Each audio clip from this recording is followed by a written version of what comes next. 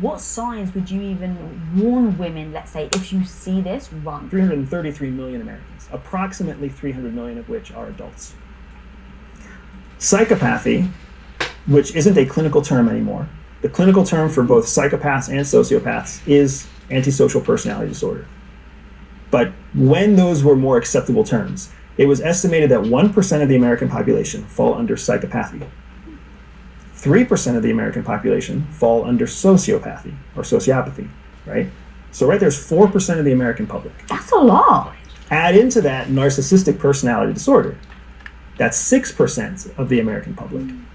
That means 10% of the American adult population, empirically, are either psychopaths, sociopaths, or narcissists. And just to quickly do the math, that's... Say it. Is it 30 million. 30 million? 30 million I was like, adults. in my head I paused because I was like, I can't be doing the math right. You're doing the math right. That is the reaction that anybody should be having right now. 30 million people fall into one of those three categories. So when you meet somebody who acts like that, yes, they are an extreme, but you shouldn't be surprised. Because 1 out of every 10 is going to be one of those people. You're going to meet 10 people today. There are more than 10 people in your office, right? Empirically, 1 out of every 10 people is one of those three categories. All right, how do I test this? I'm going to walk up to every single person in my company now and ask them questions. I'm sure your hiring standard filtered all of that out. Let's hope. But yes, so it's an extreme, but it's out there. So because it's so prevalent, it makes your first question so much more viable. How do you know when you're coming across a person like that?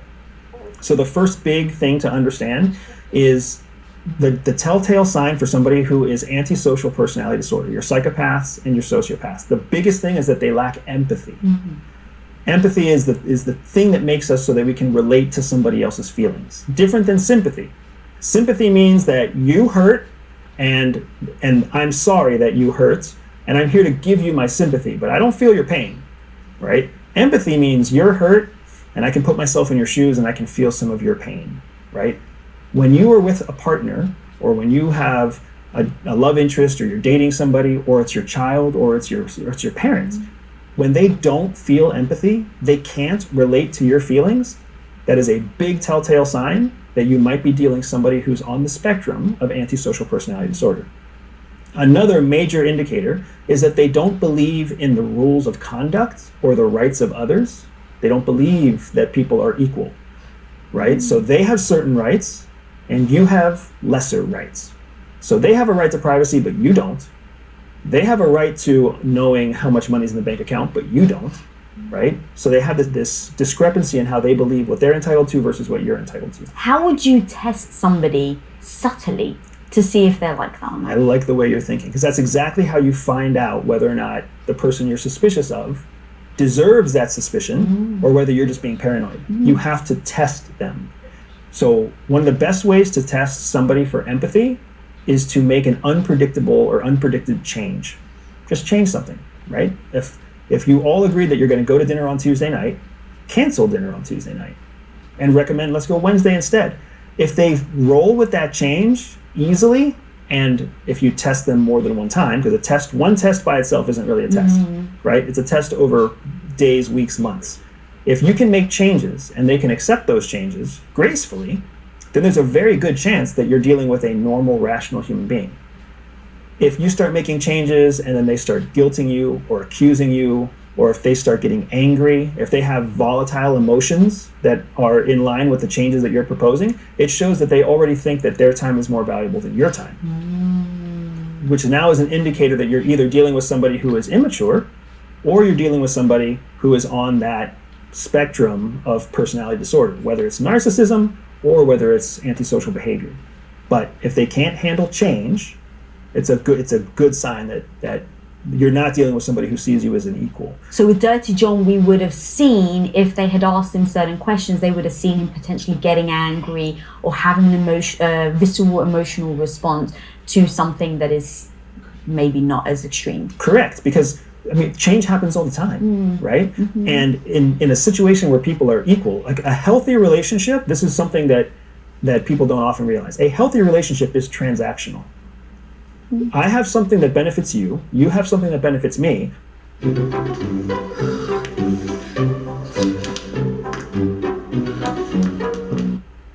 So we share our benefits together. And in an ideal relationship, us sharing our benefits results in a net win for both of us.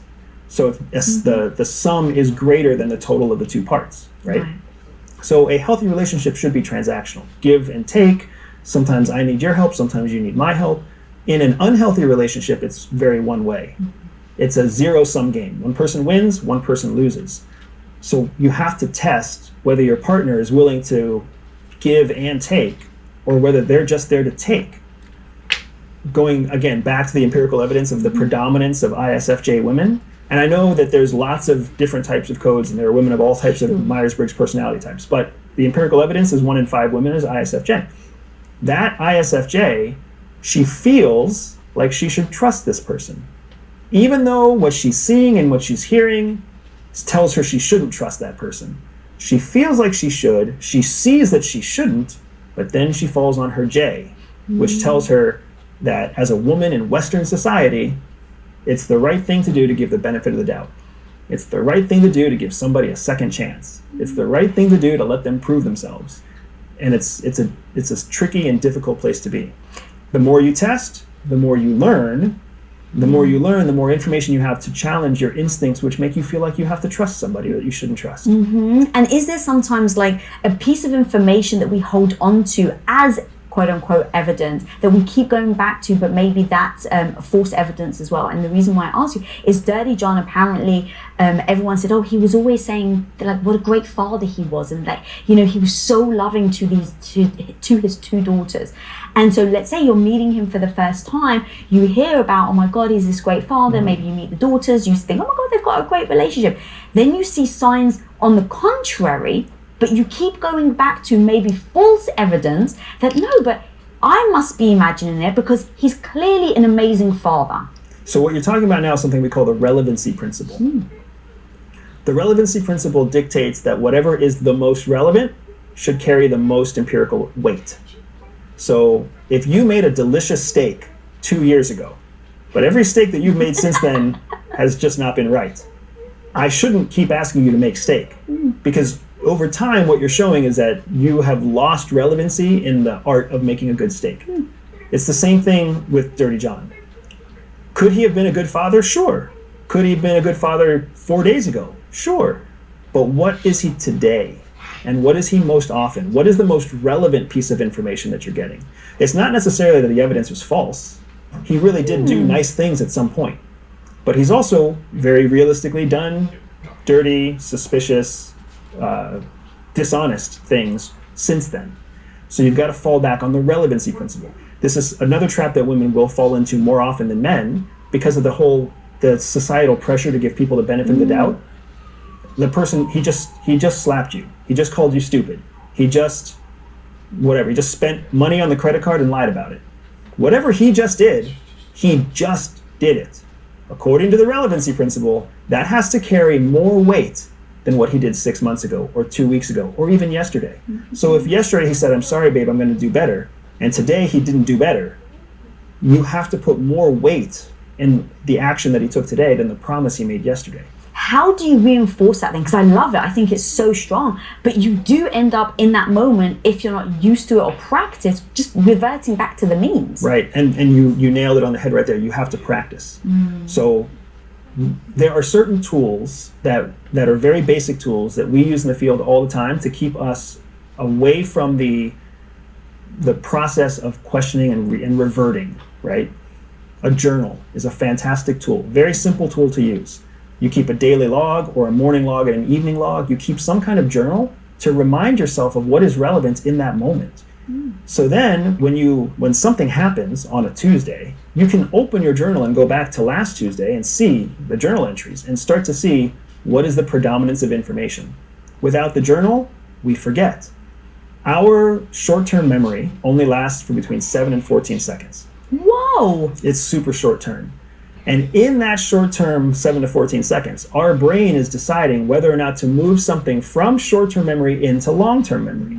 But long-term memory still only lasts about 72 hours.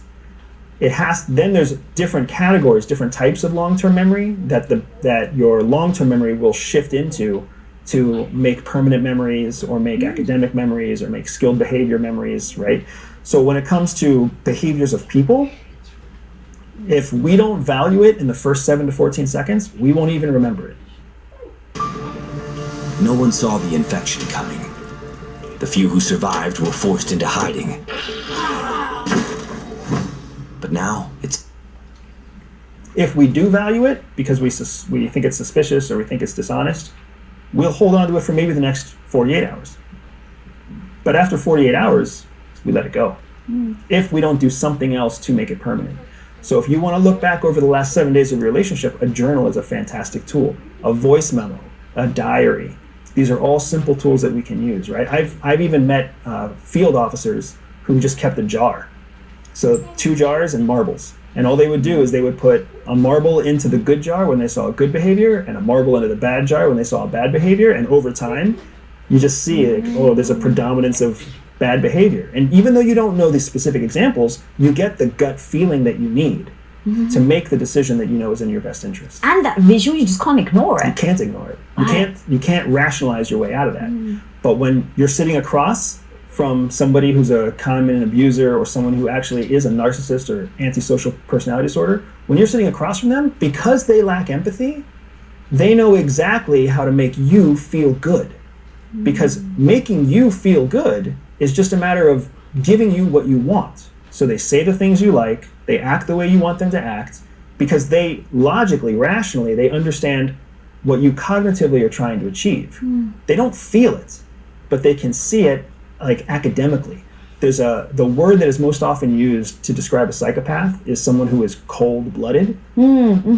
Cold-blooded is something that we often think of means like they'll murder you in cold blood. Yeah. What cold-blooded really means is that they don't get heated. They don't get passionate.